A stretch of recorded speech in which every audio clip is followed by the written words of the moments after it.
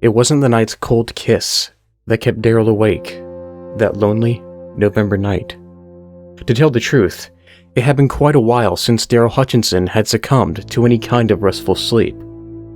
It was obvious early on, however, that this wouldn't be like any of those nights. No. It hadn't been the clawing thoughts of his beloved Amber, who had decided to leave him in his time of need, nor was it the 2 open bills on his counter, 2 months' rent for his shitbox apartment that remained unpaid. Surprisingly, it also hadn't been the thoughts of the looming 3rd and final bill that would, in 2 weeks' time, arrive in his mail. All thoughts of his daily troubles had been scrapped from his mind, driven out by an internal intruder. There was a peculiar itch deep inside Daryl Hutchinson's ear. It hadn't started as an itch. He'd woken up that morning with a strange congestion in his left ear. It felt tight, like a drop of water had become trapped inside. But no matter how hard he had shaken his head, nothing came out. The day had gone on, and Daryl had just gotten used to it. He was certain it was an issue that would resolve itself and require no extraneous action. That had been the day, though. Half of the night had passed with Daryl staring into the dark ceiling in frustration. Somehow, the congestion had evolved into a troublesome irritation. The itching came in awful waves that made him shudder from head to toe. It was deep inside his ear, much too deep for any of his large fingers to claw at. He knew. He'd tried all of them. He'd reached, dug, poked, and prodded. But the itch only got worse. At about 4:15, Daryl understood that the congestion wasn't getting any better. He could barely hear the sound of his own burrowing fingers anymore. Wondering if he was just simply going mad, he snapped his fingers just outside his ear. The snaps were audible, but only just. It wasn't ideal, but it was manageable. Then, the itch turned into pain. It almost took a whole minute for Daryl's drowsy mind to even register the scratching-like sensation that had grown within his ear. Daryl moaned, in frustration and discomfort, as he sat up in bed. It wasn't like any earache he'd had before. They turned his whole ear raw, and that pain throbbed into the base of his skull. This pain was different, precise, and localized. Surely nothing more than a progression of the irksome itch. The pain had caused him more anger than anything else. So he lashed out, and brought his palm to bear on the side of his head. Not once, twice, but 3 times. It solved nothing. It only served to exacerbate his predicament. As the pain dotted the inside of his ear, Daryl stood up and plodded towards the bathroom, scowling in the darkness. Seeing as how everything else had failed, Daryl was willing to do just about anything he could to get some decent shut-eye. He stepped into the bathroom, turning on the warm water in the sink. The uneven sound of running water was relaxing and welcome. The pain actually relinquished for just a moment as Daryl reached down to the water. He let it run through his fingers for a moment, and he savored the warmth. Cupping his hand, he collected a decent amount of water, and he bent down as low as he could. There was something in his ear. Of that, Daryl was certain, and he was ready to wash it out. He tilted his head, ready to dump every last drop inside. Stop. Daryl shot upwards with a gasp, dropping the water into the sink. The voice had not been his. Daryl swung around, leaning backwards over the sink to see who was there. The doorway behind him was empty and silent. but that didn't ease his racing heart. Daryl reached out quickly with his arm, awkwardly searching for the light switch. The lights uncovered nothing.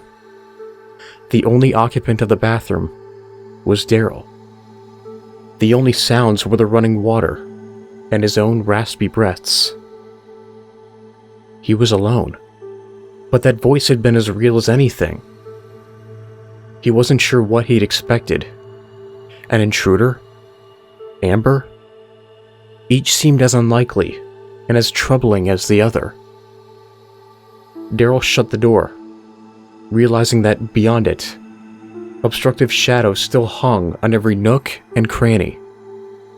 Isolated in the light, he should have felt better. The pressure pushed on his ear, and he felt the pain return once more. Despite the unpleasantness in his ear, the only thing Daryl could focus on was the evanescent voice. Had he just imagined it? For good measure, he checked the bathtub, stripping the shower curtains away in a fearful burst. Empty. There was no one, and nowhere else to hide. The water still running behind him, Daryl tried to massage the tiredness out of his face. He tried to bury his thoughts of the voice beneath layers of doubt. It came again. Turn off. Daryl jumped, turning quickly to his left. The voice, the quiet voice, had come from there. He'd heard it, for sure this time, as surely as he heard the water running behind him. Yet, it didn't make sense. No one was there. No one at all. He couldn't decide whether the voice had belonged to a man or a woman. But neither stood beside him. Daryl could see through the crack in the curtains that the window was shut, and a quick check showed him that it was, indeed, still locked. Peering through the curtains, the world outside was almost too dark to see, especially with the light reflecting from inside. Yet, there was no way the voice had come from out there. It felt too close, too intimate. It had been like someone had whispered into his ear. Turn off water. Who? Daryl jumped, screaming at someone unseen. Who's there? Turn off water. Daryl opened his mouth, but words never came. He only screamed. Inside his ear, the pins had turned into molten daggers, and shocking, electric pain coursed through his skull. Clutching his ear, his legs buckled, and he shrunk towards the floor. The pain stopped, momentarily, as the voice crept in once more. Stop. Pain. Granted a brief respite, Daryl reached for the counter, and he pulled himself back up. Heaving, with tears blurring his vision, Daryl wasn't sure what to do. Then, his respite was over, and the awful, ear-splitting pain burned him once more. Fueled by reflex and instinct, Daryl obeyed the voice. He turned the faucet, and both the water and pain trickled away. Good. The voice was almost indescribable. It had no emotion. Daryl couldn't decide if it was pleased, upset, or even apathetic. The words just were. They existed on the fringe of his eardrum, with each word, each syllable vibrating and humming, like they were plucked from the strings of a little guitar. Good. Sleep. Now. Sleep. The words gave it the emotion the voice had lacked. They gave the voice an identity. Good, it had said. It was good that Daryl gave in. It had been something that the voice, the unseen entity, wanted, and Daryl had obeyed, and that was good. The uncomfortable, perverse thought tore Daryl from the ground, but the moment he got to his feet, his world started to spin. A nasty onset of vertigo took control. His legs gave only the slightest, tired warning before they gave out, allowing Daryl only enough time to brace himself against the bathroom's wall. Sliding downwards, he soon came to rest on the cold, tile floor, sitting slumped against the wall. The pain had subsided, but the intensity of the assault remained fresh and tender in his mind. He rose his hand towards his ear, not terribly sure of what to do next. Trembling, he tapped his earlobe with the same quivering motion that one might touch a red-hot stove. No pain came, so he touched it again. Taking a chance, he massaged the outside of his ear, bottom to top, and then relaxed. He was okay. Curiosity and sanity begged him to push further. Daryl wanted to put his finger inside his ear, maybe massage the areas that were still a bit sore. The congestion lingered like an echo inside, and the itch had only grown worse. Yet, the idea of the voice and its wrath held him back. His hand fell to his side.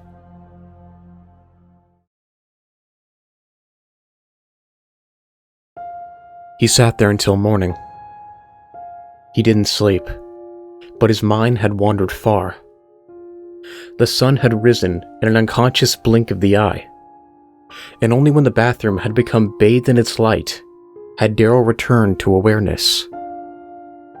The warmth was a lie, magnified by the window. Outside, November cold reigned. Inside the bathroom, however, the sun's beams were sweltering and blinding. Daryl stood up slowly, relieved that the vertigo had seemingly dissipated. He leaned on the counter as he tried to comprehend what had happened to him. The events, the horrors of last night seemed impossible in the light of day. There was still the same pressure within his ear, but nothing more. No pain, no discomfort even, and no whispers. A little lightheaded, Daryl sat down on the toilet next to the window, crouching forward as he thought. What could it have been last night? He'd never experienced a nightmare that had felt so real, and that he couldn't recall waking up from. The sun warmed the left side of his face as he pondered. In the light, the terrors of the dark faded into memory, and memory could be mistaken. I'm fine, Daryl muttered, pinching the bridge of his nose. I'm fine. I'm fine. I'm fine. Then, the reminder that he wasn't. Move. Memories returned from the ethereal as the all-too-real voice whispered a stern order into Daryl's ear. Daryl took to his feet quickly, not for the voice's benefit, but out of his own uneasiness. There had been no one beside him. It wasn't possible, but his madness had followed him into the light of day. Hot, the voice said again. No, hot. Daryl felt the side of his face. The warm touch of the sun was still imprinted there. Cold. Cold. Daryl stumbled backwards out of the bathroom. He muttered madness under his breath as he made his way into the main room of his apartment. Leaning over the kitchen counter, he brought his palm to his ear 3 times. Each time, he desperately tried to change reality with his words. "Not real," he groaned. "This isn't happening. It's not real. No, I'm fine." Before he could utter another word, strike another time, the pain shot through his ear again, like someone had shoved a hypodermic needle into his brain. Daryl screamed for God as he fell to his knees. But God didn't answer. There was only the voice.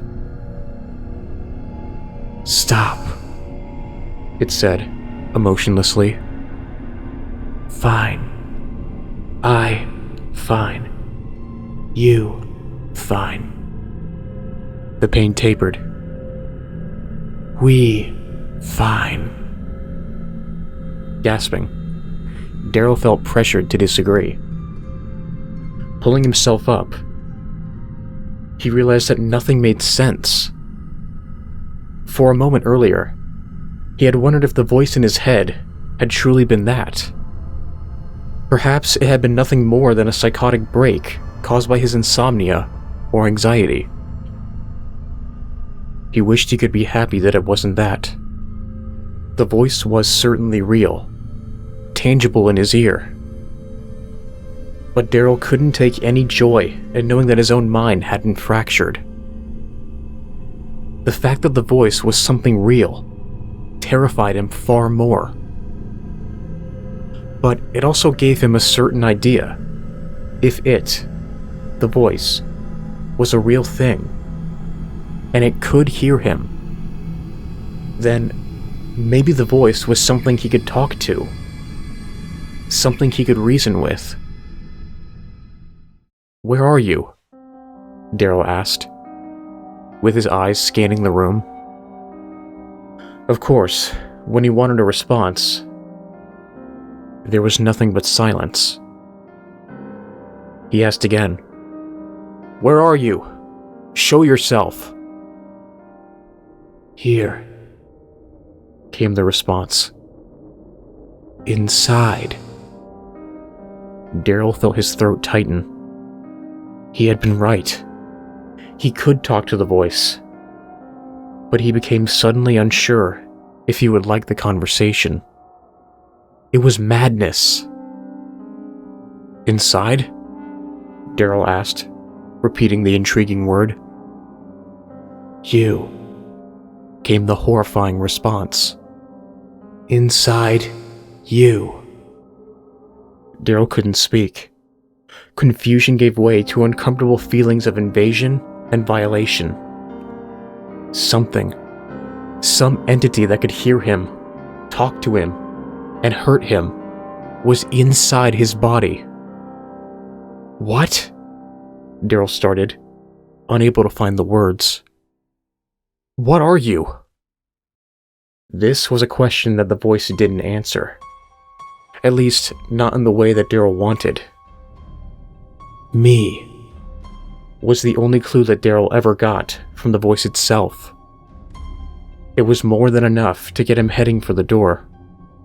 "Stop," said the voice, as Daryl put on his coat. "Moving. Stop." Daryl didn't listen. He didn't even dare say it, but he needed to go see someone. Anyone. A doctor. A priest. A goddamn psychiatrist if he had to. But he knew, reluctantly, that there was nothing more he could do. That was his aim. But as soon as his hand touched the doorknob, Daryl understood one crucial fact. The voice was in charge. Pain shot into his head like wild lightning, and in a moment, Daryl was nothing more than a sobbing, writhing mass upon the floor. There was something that the voice needed to make absolutely clear. "No," it said, Stay. Daryl shook his head in denial, but the voice was adamant. Good. Stay. Home. Safe. Dark. No. People. Good. Its words soon started to overlap each other, as if spoken by multiple beings all at once. They became overwhelming atop the crippling pain. A cruel lecture from an even crueler teacher. When Daryl started to scream, louder and louder, the voice told him, Stop. Screams. Pain. Loud. The more Daryl screamed, the worse the fire-hot embers burned inside his head. The voice repeated itself again and again, until Daryl understood, and bit down hard on his lip. Stifling the scream, the voice finally allowed his suffering to cease.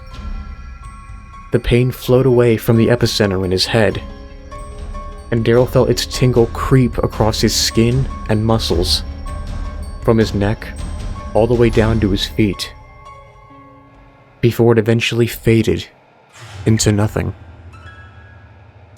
Good, it said. Quiet. Good. When he was allowed to get up, Daryl looked to the door, and he felt a twinge of discomfort in his head. With the same unwillingness of a man held at gunpoint, Daryl collapsed onto his couch, and he stared blankly into the ceiling. As the day passed, Daryl would learn the voice's rules. The first came when he tried to open the curtains. It had taken a while for Daryl to even move again, after coming to terms with the monster inside of him, and he wondered what he could still manage. There had to be something he could do to ease his situation. Perhaps if he could open the windows, he could signal for help. Some way so obscure that, perhaps, the voice wouldn't recognize right away. However, this attempt resulted in a painful scorning. It came in a quick, whip-like lashing to stay his hand. Closed, the voice said. Dark. Like dark. The scratchy voice inside his head also rebutted when Daryl tried to shower several hours later. No wet. No water. The creature inside him feared the water more than the light or the heat, he found, as its particular temper tantrum inside the bathroom lasted twice as long as any had before. All the better to send the most urgent message possible. Water, bad. Daryl hadn't intended for the shower to rid himself of the voice, but he was curious as to its limits. He remembered the outburst earlier, and apparently the threat of water cascading all around him was too much. Daryl found that the voice didn't have nearly as serious a response when he simply removed a bottle of water from the refrigerator. That was perfectly okay. Lost for other options, Daryl had, of course, considered using his phone to contact someone on the outside. He was hesitant. The excruciating agony he had felt at the foot of the door wasn't something he wished to experience again. The voice made it very clear that he was not to attract attention to himself from the outside in any way. So, what could he do? As the day stretched on, he couldn't stop from staring at the phone. It lay charging on the kitchen counter, easily accessible. Every scenario he ran in his head ended the same way, with him on the floor, crying for the sweet release of death. There was no way the voice would ever let him contact the outside world. Daryl never expected, however, that the outside world would try to contact him. It made him jump when the phone sprung to life. As soon as the ringing began, the voice expressed its painful displeasure. "Noise. What is?" it asked. "I have a phone call," Daryl hissed through his clenched teeth as he stood up. "No answer," the voice demanded. "No." Daryl, baring his teeth, found strength in his own frustration. It was strength enough to, momentarily, overcome the pain in his head and the fear in his soul. He walked to the phone. "I know you want me alone, isolated, right?" Daryl asked, certain he was right. "Yes," the voice said. "Alone. Good. Other people are bad, right? Other people can help me." "People. Bad. Bad. People." It spoke as if a child. "If I don't answer the phone, then people will come check on me. Got that? I can tell them it's fine. If they come, then things won't be fine. Okay?" This made the voice relent. The pain fell to a light simmer. Daryl's hand crept upwards and across the counter. The voice offered no resistance, but it granted no permission. Daryl's fingers lay, twitching, inches from the phone. They were poised, ready to grab it in a heartbeat. All he needed was the voice's permission. "Answer," the voice conceded. Daryl grabbed the phone in the blink of an eye, and in the same movement, the pain came once more. The voice wasn't finished. "Left ear." The voice eased up, allowing Daryl to answer the call. It was from Amber, just like he had hoped it would be. Obeying the voice, Daryl raised the phone up to his left ear.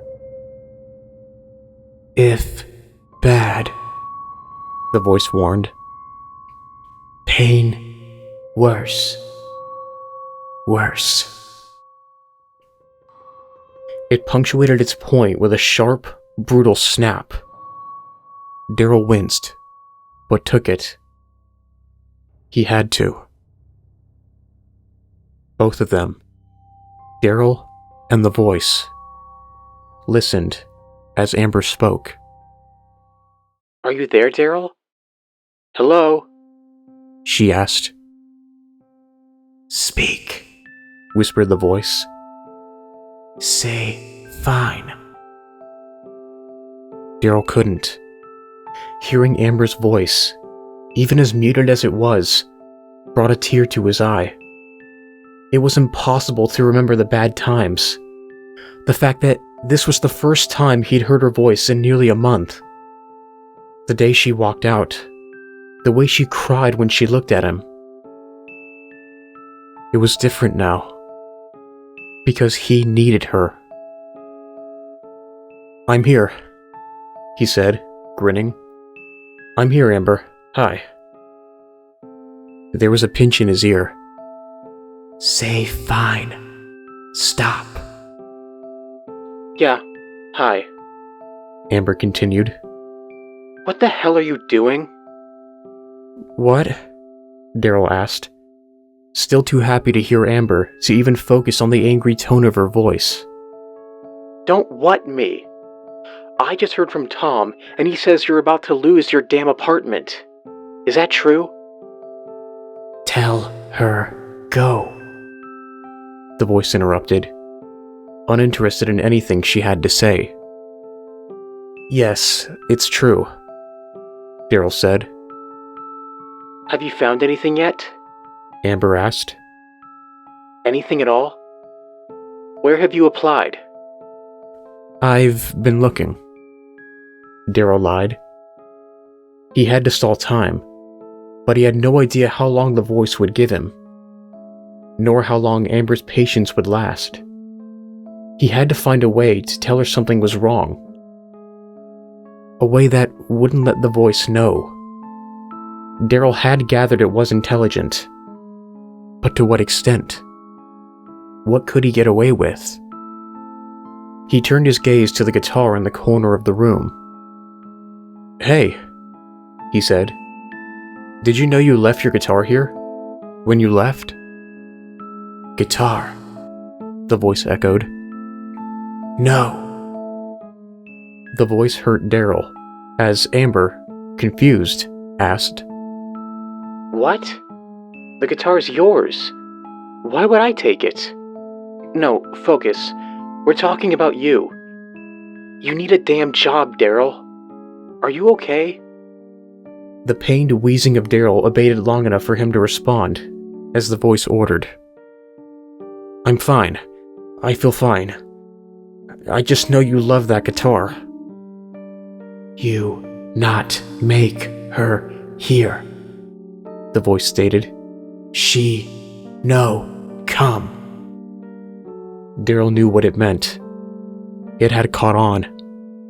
It knew what he had tried to do, and it wouldn't allow it. "Stop, talk," it ordered. "Tell, fine, stop." Daryl took a deep breath as Amber's voice came into his ear, like a calming wave above the scratching whispers of the voice. "Look, forget it. I need to tell you something, okay? So you listen. Got it?" Daryl nodded, humming a simple, hoping the voice would allow it.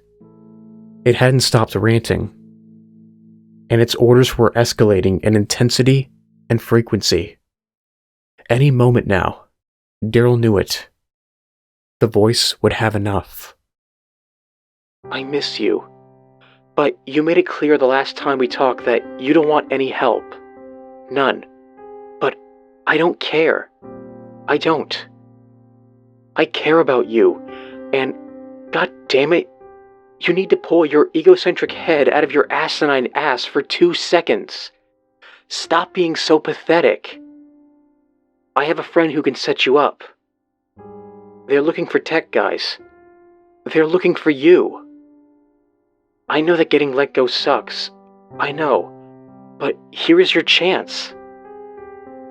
You can pull yourself out of this. I'm just holding the rope for you. Please, baby, please. All you need to do is tell me, right now. Do you need my help or not?"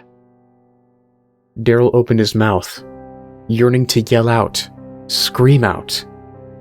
"Yes, oh God, yes. I'm sorry. I can't do this anymore. I'm stuck. Save me." But the voice told him, "No, tell, no, help, no." His insides simmered like coals, and as the tears came, they blazed like fire. He had no choice. He was no longer in control. There was only the voice. "I'm sorry," Daryl whispered. "I can't." "Good," said the voice, as Daryl started to weep. "God damn you, Daryl," Amber started. She continued to tell Daryl how disappointed she was and how simple it could be. All the while, the voice ordered one thing. "Stop, talk, done. Stop, done, talk, stop." The words all came at once, drumming inside his ear. And Daryl whispered, wondering, "Can you hear it?" "What?" Amber asked. "Can you hear it?" Daryl asked again. He heard Amber sigh. Listen, if you need me, when you need my help, I will be here, okay? I'll be there for you. But you have to ask. Got it? You won't, the voice said simply. Can't. Done. Then, Daryl was certain he died. The voice heard him, leaving him no choice but to clench the phone between his fingers. The call ended as his fingers squeezed down hard on the screen. And Amber was gone. Not even a weak goodbye escaped his lips. Only a short-lived hiss of sorrow. He was alone, trapped, and at the complete and utter mercy of the voice. Several days had passed. Daryl remained like a walking corpse within his apartment. There was little that the voice still allowed him to do. He existed as nothing more than a shell, a vessel for the entity that pulled the strings in his head. Daryl felt like he no longer existed. There was only the will of the voice. For Daryl, the first day had been the worst, physically. But after he learned the rules, the voice had significantly fewer reasons to harm him. The lack of pain was hardly enough to restore any sense of hope in the man. However, for Daryl felt more worthless than ever before. Every day that passed damaged him more and more, as hope faded away. The voice wasn't fond of activity or movement of any kind. It would allow Daryl brief moments of freedom and short spans of mobility when he woke up or whenever he needed to use the restroom. For the majority of the day, however, the voice preferred it if Daryl lay upon the couch and sat there until it was time for bed.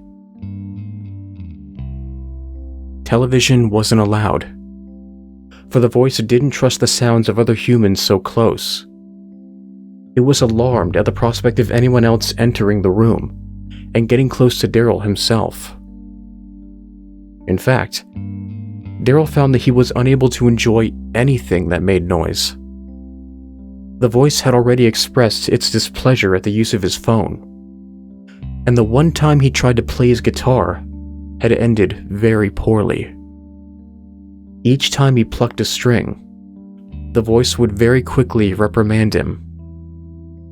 The voice's persistence and consuming control drove Daryl to the point of explosive frustration. Thinking he could push through the pain and preserve some sense of purpose, normality, and humanity in his life, Daryl tried to play more. The voice didn't yield, and Daryl was forced to give up after only 5 notes. In a violent outburst, it was smashed into tiny pieces. The strings, curled up and useless, lay against the splintered neck. After 4 days of subservience, Daryl had a realization. There had been 4 days of silence and isolation. Each morning, he wondered to himself if Amber would show, and if some miracle would bring her to his door. Surely, she would come to check on him eventually. Yet, each night fell without a single knock upon the door. Amber wasn't coming for him. It took little more than a week for Daryl to understand that she had been completely honest during the phone call. She was done. Unless he reached out to her first. That was something he could not do. That realization led to another. Everything that he had ever done had been on his own. No one had introduced him to Amber. He'd walked up to her on his own. He'd asked her out on his own. Beyond her, he'd made his way through college on his own. He'd gotten his job on his own. And he'd gotten his apartment on his own. Waiting for Amber was foolish, and so was the voice. He would finish this on his own, swiftly and decisively. It hated the sound of flowing water, but it still allowed him to drink silently from bottles. It was the voice's final mistake. Daryl was certain. It feared the water, and nothing fears anything without a reason. Maybe that was all it would take. Just a little water, a fast baptism. He could do it quickly, before the voice even realized what was happening. If it worked, he'd be free. He would have freed himself. But if it didn't work, Daryl didn't even want to imagine what would happen next. He couldn't fail. He wouldn't. Removing a bottle from the fridge, he moved swiftly. He had the lid off in a moment, and he tilted his head. Yet, a further moment's hesitation as he poured the water into his ear, and the game was over. A drop fell, but nothing more. There was a roar in his ear. "Dare you, water!" the voice screamed. "Stop, now!" Daryl screamed in return as the pain started, like a fire eating its way towards his brain. He wasn't sure if it was the water, or perhaps blood that sloshed about in his ear canal. He wanted to stop, to let the voice win, and to make the horrible ache fall away. But he couldn't. He wouldn't let it win. He knew he could do it. No, Daryl stammered, his teeth clenched in awful agony. I'm done. I pour this, and you're gone. You're gonna leave. No, it replied, confident. Never leave. Only pain. Somehow, like demonic hellfire, the pain worsened, and Daryl quivered to his knees. Holding the water bottle firm and high above his head, he held on to his hope. He knew he could do it. You're scared, he said. Scared of the water. You'll drown. No, it said. Only pain. And then it added another word. A new word that the voice had learned. Kill you. Kill if poor. Daryl trembled. The pain had gotten worse yet, but at that moment, that's all that it remained. Pain. He had to believe, hope, that it couldn't get any worse than that. It couldn't kill him. I don't believe you. He tilted the bottle, but before anything happened, the voice spoke once more, no longer screaming. Won't you? It said. Won't. No, you. Daryl stopped, and he waited. Pathetic, it said, in a tone that almost perfectly mirrored Amber's from before. The first time that the voice had expressed anything similar to an emotion. Weak. Failure. Shut up, Daryl shouted. You don't know me. Won't pour. Too weak. Lost everything. Stop, Daryl groaned. Stop! Alone. No help. Won't risk. Sad boy. I'm going to kill you! Daryl screamed. Failure, Daryl. Failure. Pathetic. Poor. Water. Die. Failure. Daryl screamed, and he threw the water bottle across the room. Water sprayed against the walls, and it pooled onto the floor as he wept. The pain started to recede as the drop of water trickled out of his ear, and the voice offered his comfort. "No need help," it said. "I here. We okay." It was wrong, and Daryl finally knew it. He could have poured the water, but at what cost? He was alone, and he was a failure. It had all been true. He'd lost his job, and, in the aftermath, he'd become stuck in a hopeless rut. He had believed his whole life that he could succeed entirely on his own merit. It was a fool's notion. When he lost that belief, he didn't know how to pull himself out of the rut he had dug. His ego had eliminated all possible options. On top of that, he'd lost Amber too.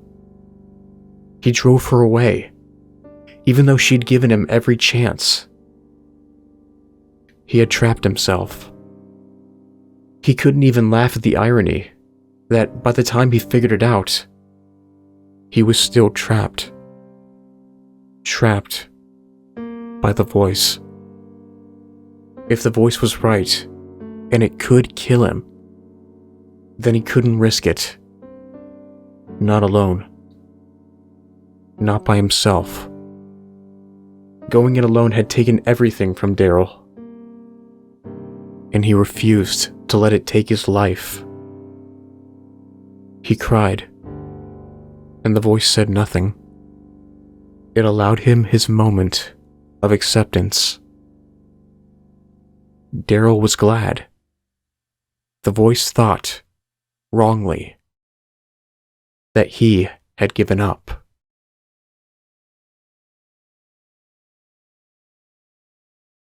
Amber had called once more since the first time, and although he desperately wanted to answer, the voice had pulled his reins tight. He wasn't allowed to talk to anyone. No one but the voice. Daryl had many interesting conversations with the entity that possessed him. When the voice felt like speaking, that is. "Why are you doing this to me?" Daryl had asked once. To this question, the creature simply replied with, "Home." Most questions, the voice gave similar, simple responses.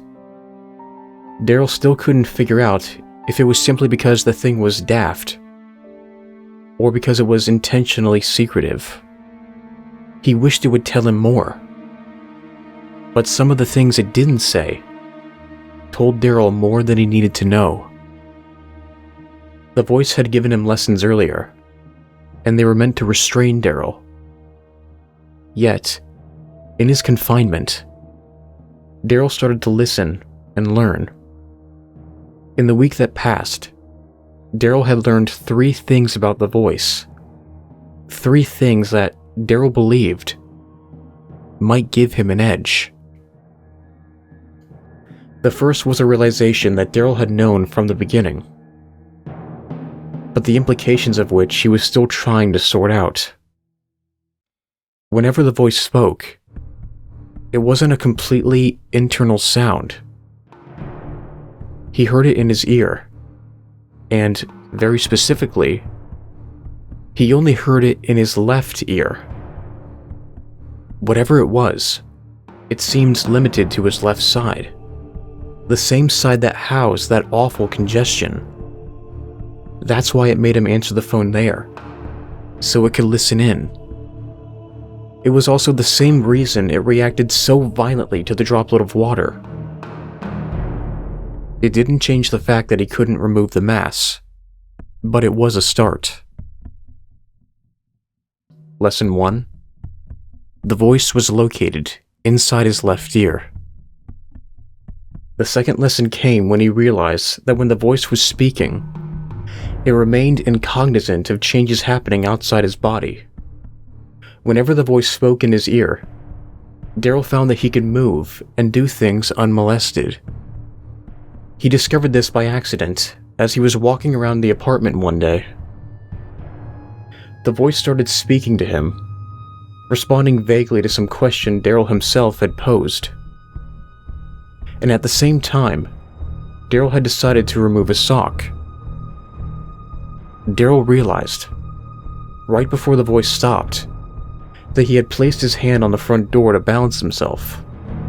Knowing that the front door was strictly prohibited, Daryl was surprised that the voice took no action against him. It simply acted as if nothing had happened. Curious, Daryl had experimented, asking the voice another question. He touched the door again, intentionally this time. He found that, almost without fail, when the voice was speaking, it had no idea that any action outside had been performed. However, when the voice stopped speaking, if his hand was still on the door, it offered nothing but hostility. It was also worth mentioning that the voice couldn't hear his thoughts. Any comment or question had to be posed audibly to get a response. He thought many times of pouring boiling water into his ear and roasting alive whatever spirit or demon thrived inside of him, knowing how much it feared the water. The thoughts never elicited a response. If he posed the question verbally, however, he got a slightly less pleasant retort. Daryl thought it was curious. Whatever had attached itself inside his body, like a parasite, wasn't all-knowing, and it didn't have complete access to his head. It was curious, but incredibly welcome information. Lesson 2. The voice had blind spots. The final lesson, and the one that intrigued Daryl the most, was that the voice didn't seem to be able to read. Daryl had only received, and neglected, one call in his week of imprisonment, but many more messages had been sent by text. There had been 5, at least, and just about all of them had been from Amber. Each time the phone buzzed, the voice told Daryl he couldn't answer. The voice had believed the vibrations to be the same vibrations that came from phone calls, until Daryl tried to explain otherwise. He picked up the phone, with the permission of the voice, who was actually quite curious about the so-called text messages.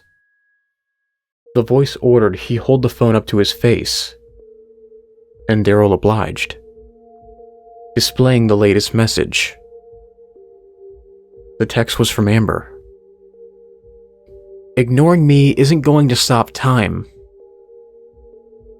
He had paused after it vibrated, waiting for a stern response from the voice. But there had been nothing. No pain. Instead, there was a curious whisper in his ear. "What say?" "What's what say?" Daryl asked. "Words, palm, say." Daryl understood. The voice saw the phone, and it saw that there was a message there, not a call, and it understood that they were words. It just couldn't read them. "It's just Amber checking in," Daryl responded, curiously. This, of course, initiated the same angry reaction from the voice, and Daryl was hesitant to look at any messages again. Yet, this gave him the most important bit of information yet. Lesson 3. The voice couldn't read. For days, Daryl thought about what he could do to stop the voice. He could put earmuffs on, something that muted the voice, blinded it. But that idea was quickly discarded. If Daryl rolled over onto his left side at all during sleep, then he would feel the voice's wrath. If anything covered or even approached his left side without the voice's express permission, was greeted with rage and venomous hostility. Especially since the incident with the water bottle. It was all too risky. So, what was he to do? The plan was hatched in a dreamless night, more than a week and a half after the voice had first spoken to him. Daryl understood that he had done so much on his own, just about all he could. It just wasn't enough.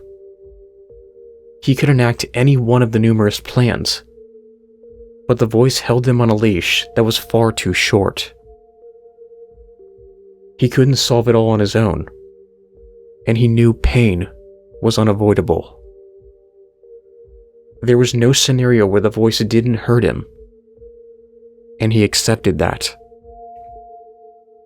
He was done sitting in his rut. Now, he couldn't leave. He couldn't call anyone, and the use of his phone was prohibited.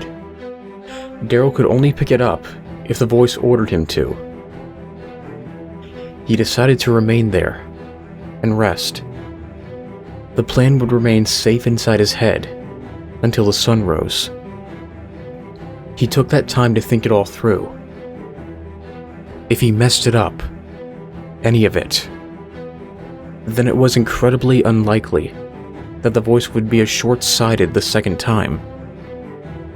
He waited until the next morning to put it into action.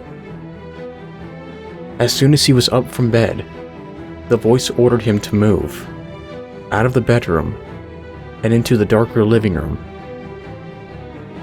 He made his move.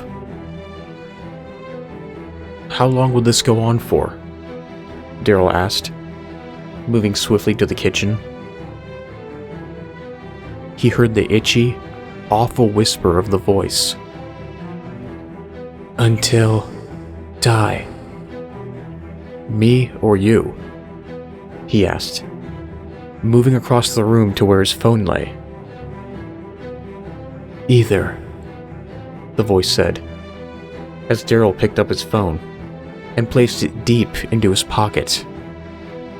Sounds lovely, Daryl said, praying the voice remained clueless. Daryl threw himself down onto the couch. There was no time to waste. He just had to buy himself about 20 seconds.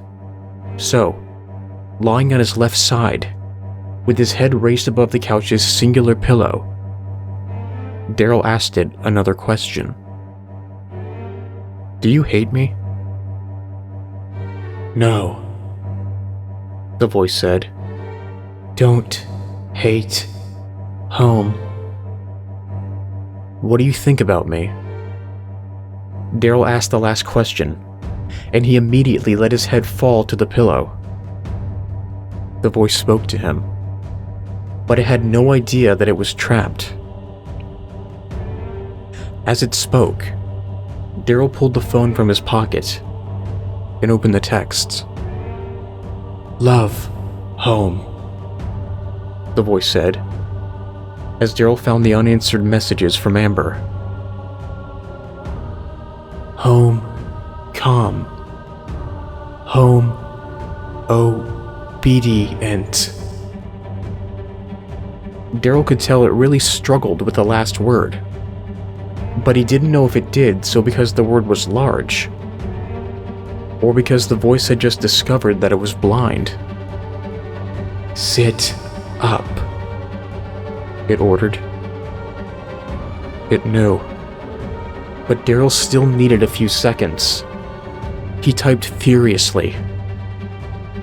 The voice wouldn't have it. "What do?" it said. "Why move? Sit up now." The sizzling started. The warning shot. It wouldn't remain so forgiving for long. The voice barked the orders into Daryl's ear, but he almost had it. He could feel the pain build and build as the voice's patience dwindled and dwindled. Just one more second. There. Daryl sat up, tossed his phone back towards the counter, and the pain subsided. There was silence, and a trickle in his ear. The voice returned, anxious. "What sound? Crash?" it asked, without inflection. "Phone." It was nothing, Daryl lied, unsure of how the entity had guessed it had been the phone. "Use phone." Daryl couldn't decide if it was an accusation or a question. "No, I didn't. I couldn't have. It's over there." Just as Daryl pointed to it, it buzzed. It buzzed multiple times. A call from Amber. "No answer," said the voice, and Daryl was happy to oblige. The call quickly fell silent, and then another came through immediately after. "Why call?" "I don't know why," Daryl said, certain that had been a question. "Make stop." "I can't." The second call ended, and a text message came through. The voice was sick of it. "What message?" it asked. "Yes, it's a message." "Read," the voice said. Daryl hesitated. He thought he'd almost heard the stressed inflection of panic in the voice's words. Daryl stood and cautiously approached the phone. The voice allowed him to pick it up and examine it. Daryl couldn't hide his relief as he read the message. The voice noticed. "What say?" it asked quickly. "I'm done," Daryl lied. "You won't hear from me again." "Real words?" the voice inquired. "Yes," Daryl lied, reading the last two messages over and over in his head. The message he wrote to Amber. "Please, help me. I can't leave my apartment. This is an emergency. Please, come now. I need your help." The message that Amber wrote to him. "I'm coming." Amber was there within 20 minutes, and they were the longest of Daryl's life. The voice had interrogated him time and time again about the messages on his phone. Each time, Daryl held strong and repeated the false message verbatim to the voice. Yet the voice didn't buy it. Daryl had never felt the voice act this way. It was lashing out at him in frequent, shockingly painful ways. Every time he spoke, he felt the voice gnawing on the inside of his ear like an animal. Daryl had no idea what the voice was, but he knew one thing for sure. It was scared. When the knock on his door came, the voice lost it. It no longer whispered in his ear. It pounded on his eardrum. "Who here?" it demanded. "Who knock?" Gasping, Daryl threw himself towards the door, and through the pain, he looked out the peephole. He grinned. "It's no one," he said. No one at all. It's just a bill collector. Make go away. I will, Daryl hissed. I will, but you have to let me open the door. No, the voice roared. Don't trust. Door shut. I have to, or else she won't go away, Daryl said. Please.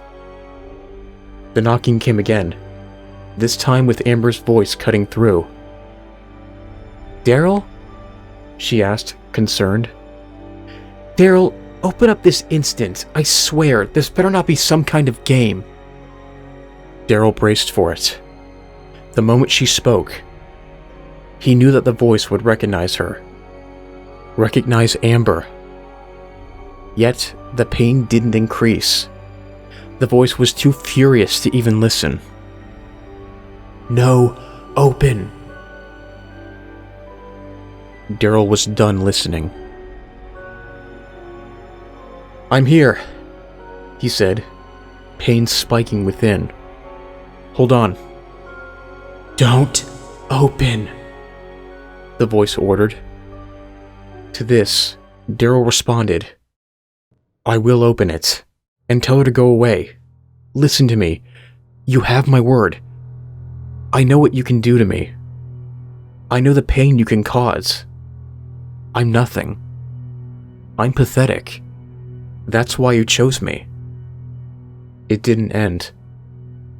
But the voice did ease up ever so slightly. A sign of trust. I know that this will hurt. He pulled the door open.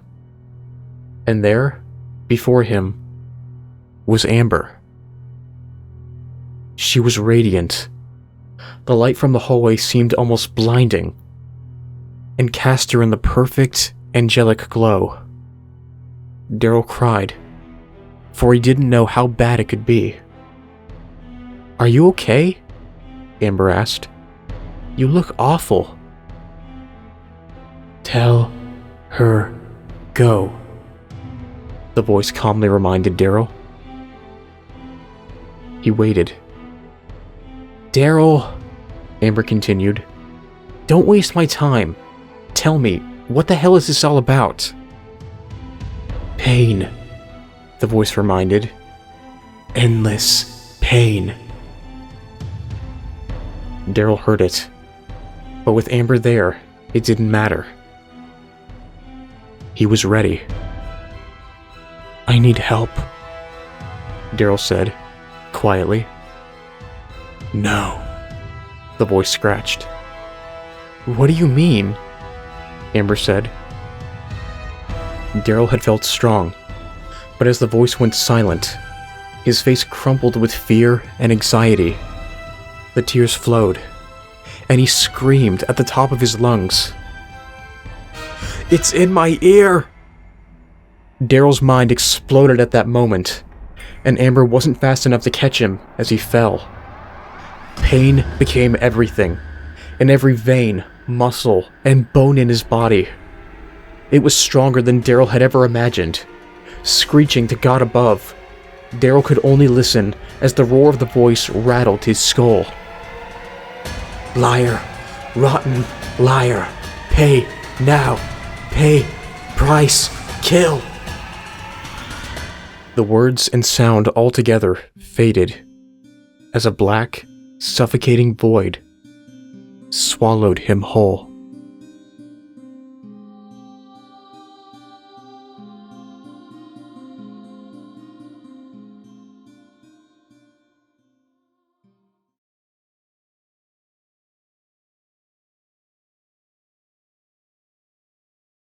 There was a lightness. Something was missing. And then there was panic. Daryl awoke, yelling, because all he could remember was pain. It was there, the voice, and it wanted to kill him. Daryl was yelling and yelling. But then he understood that there was no reason. There was no voice. In fact, there wasn't much of anything. His head felt light, like someone had popped a cork and let all the pain and mush drain out. There was some pain, a residual simmering within his left ear. But it was a comfortable shadow of what he'd felt before. It wasn't what he had expected at all. He couldn't remember how it all happened. But it was gone. He had awakened. There was a little pain. And he wasn't alone. "Easy," Amber said, her hands on his left shoulder. "Easy, baby. It's okay. You're fine. You're okay now." Panting, Daryl grabbed her arm, and he kissed her hand. The hospital room was empty, except for her. And the moment he had awoken, she had rushed to his side. Resting his head comfortably on the back of her hand, he closed his eyes again. He savored the emptiness inside his own head. It was perfect. "Oh, God," he mumbled. "Oh, God, I love you. I love you, Amber. Thank you, thank you, thank you, thank you." "Of course," she said softly. "Baby, are you okay? How do you feel?" Daryl hesitated. He wanted to double-check that everything was okay. He hoped it wasn't just a dream. He started again with a shocked smile, because he was sure it wasn't. "I feel fine. I feel free." "How's the ear?" Amber asked, cautiously. "I mean," he said, reaching for it, "it feels better than it did before." He stopped. His ear was lighter, and that was good, but something else was missing. Something important.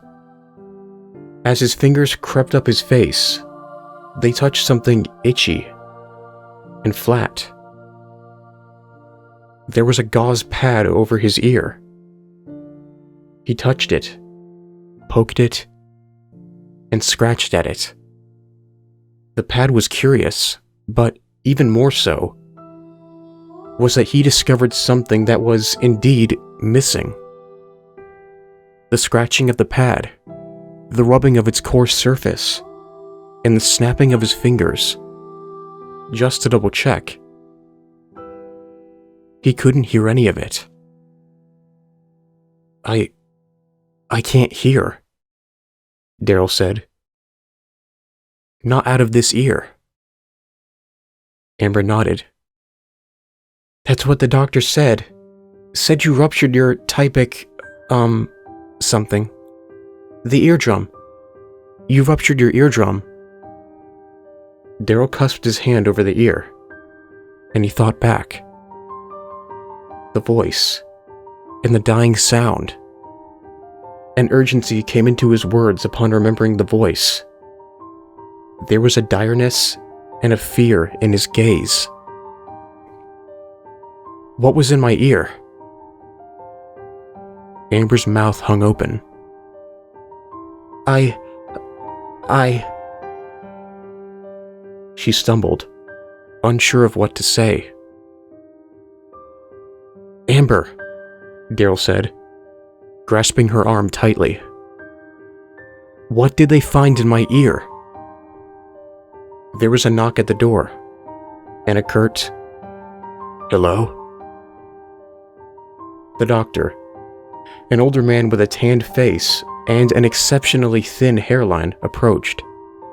He smiled, and held one of his hands deep inside his jacket pocket. "You are awake," he said, extending his free hand to Daryl. Daryl took it. "And much calmer now. Sorry you had a rude awakening." Dr. Hofstadter. The doctor released Daryl's hand, and he gave Amber a quick nod. So, how are you feeling, Mr. Hutchinson? Daryl expelled a breath he hadn't even realized he was holding. It's fine. Except for the can't hear part. Yes, the doctor said. Unfortunately, by the time we got to the blockage, a significant rupture had occurred in your tympanic membrane. It was pretty nasty. Shredded, basically. The good news is, given time, it's possible it can heal itself. The hearing loss you're experiencing now may only be a transient symptom. Blockage? Daryl asked. Memories of the first night returned. The congestion he felt. Yes, the doctor said. A peculiar look appeared on the doctor's face. Excitement. Do you have any idea what was in your ear? No, Daryl said quickly. I have no idea what the hell was in my ear. The doctor nodded. Are you squeamish? What? Daryl asked. I said. The doctor pulled something from his white jacket. Are you squeamish? On Daryl's bedside table, the doctor placed a tiny, clear vial. Inside, what was looked to be a stringy cotton ball. He felt Amber squirm in his grip. She couldn't look away, but she clearly wanted to. What the hell is that? Daryl asked. Looks like cotton. Silk. I don't know what that is. Look a little closer, the doctor said. I think this is going to amaze you. So, Daryl moved closer, and he looked harder. He searched the white material for something more. Anything. He found it. Something moved in the vial. No, said Daryl. It can't be. He looked to the doctor. Was this it? Yes, it was there. And it had established a significantly sized nest. This can't be it, Daryl said, pulling away from the vial. I mean, I heard... Scratching? The doctor asked. It makes sense. In similar cases, it's not off to hear scratching and other noises, especially since this one was set up so close to your eardrum. Literally right on it, actually. I've never seen one this established, though. It had to have been in there for a while. Amber leaned forward. Are you okay? How could he be? Daryl wanted to scream at them all. He wanted to tell them about the voice, the pain, and everything. Yet, he couldn't. Looking into the vial, Daryl was no longer even sure if he could trust himself. It was too unbelievable to be true. Hesitantly, as the doctor explained everything, Daryl leaned forward and gazed into the vial. Inside the tube, nestled within a net of milky, white webs, sat a tiny, black spider that gazed vilely at Daryl, plucking at its webs with its feet, like it was plucking the strings of a guitar.